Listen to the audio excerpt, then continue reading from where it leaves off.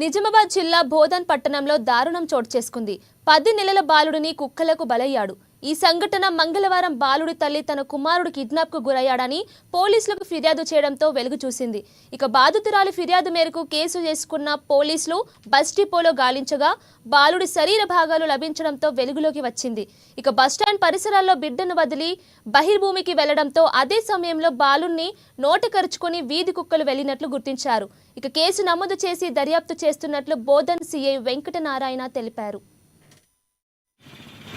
బోధన new bus stand దగ్గర పక్కన ఉన్నటువంటి ఆ ప్రదేశంలో అక్కడ చెట్ల పొదలు కొంత అవయవాలు మనకు అక్కడ లభ్యమైనవి. ఆ లభ్యమైన అవయవాలను బట్టి అవి చిన్నపిల్లగాడికి సంబంధించిగా మనం మంచి వాటికి పంచనామా చేసి వాటిని పోస్ట్ మార్టం గురించి పంపించడం జరిగింది.